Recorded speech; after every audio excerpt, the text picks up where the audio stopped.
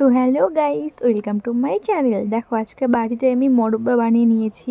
প্রথমবার বানাচ্ছি যেহেতু মোরব্বা, তাই জন্য অল্প করেই বানাচ্ছি। দেখো প্রথম মোরব্বা এক পিসই নিয়েছি, কুমড়ো বড় কুমড়ো এক পিস নিয়েছি। তারপর ওইটা কেটে নিয়েছি সাইজ করে, মাঝারি করে কেটে নিয়েছি। তারপরে অন্যদিকে একটা বাটিতে চুনগুলোই রেখে দিয়েছি। যেই পিসগুলো কেটেছিলাম মোরব্বার, সেই পিসগুলোতে একটা কাটা চামচ দিয়ে এরকম ফুটো করে নেবো, কারণ এরকমভাবে না করলে না কাঁচা থাকে, ভিতরে ভিতরে রসটা পৌঁছায় না চিনির জলে যেটা জ্বালাবো। তারপরে এরকম সব ছোটো ছোটো করে শীত করে তারপরে ওই চুনের জলের মধ্যে ওই মোরব্বারগুলো দিয়ে দেবো, কুমড়োগুলো দিয়ে দেবো।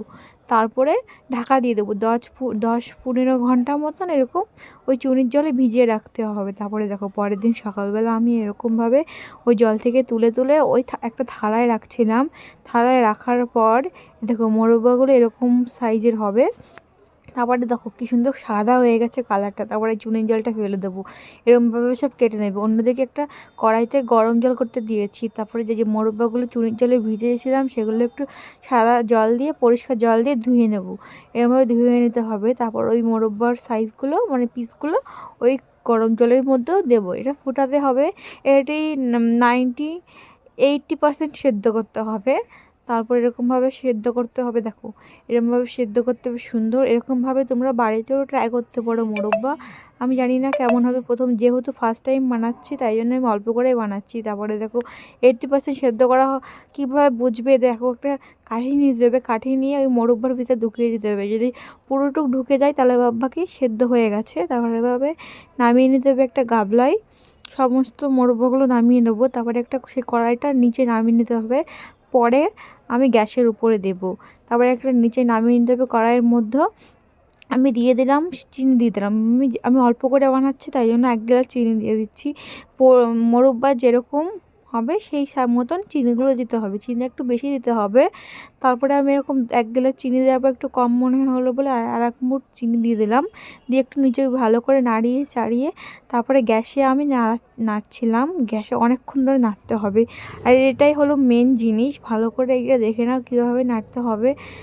ভালো করে নাড়তে হবে যতক্ষণ না এটা শুকাবে।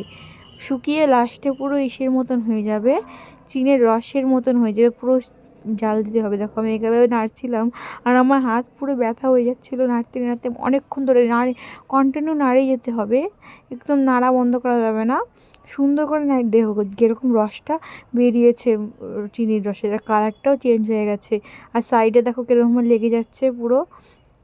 তারপরে এরকমভাবে ভালো করে করতে হবে, নাড়তে হবে। দেখো কালারটা পুরো লাল লাল হয়ে যাচ্ছে, মোরব্বার মতন হয়ে যাচ্ছে আর শক্ত হয়ে যাচ্ছে মোরব্বাগুলো।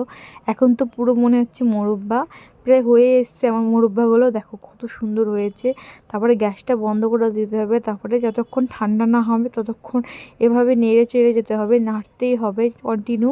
এরকম নাড়তে নাড়তে দেখো আমার হয়ে গেছে মোরব্বাগুলো, কত সুন্দর হয়েছে মোরব্বা। তারপরে একটা থালায় আমি নামিয়ে নেবো। দেখো কত সুন্দর হয়েছে, কালারটাও কত সুন্দর হয়েছে। এটা দেখে কেউ বলবে এইটা বাড়িতে বানিয়েছে। আর হাতের অবস্থা খুবই খারাপ হয়ে গেছে। আমি হাতে এমনি ব্যান্ডেজ করা ছিল, হাত কেটে গেছে আমার। তারপর একটু দেখো কত সুন্দর হয়েছে। আমি নিয়ে নিয়েছি মোরব্বা, আমি ভাবতেই পারছি না যে আমিই বানিয়েছি মোরব্বাটা। একটু খেয়ে দেখলাম, বাপরে বাপ কত সুন্দর হয়েছে। আর ভিডিওটা ভালো লাগলে লাইক, কমেন্ট, শেয়ার এবং সাবস্ক্রাইব করে দেবো আমার চ্যানেলটা। এরকম রেসিপি তোমাদের কাছে আরও আনাবো। আর দারুণ হয়েছে সত্যি গাইস, আমি বলে বোঝাতে পারবো না।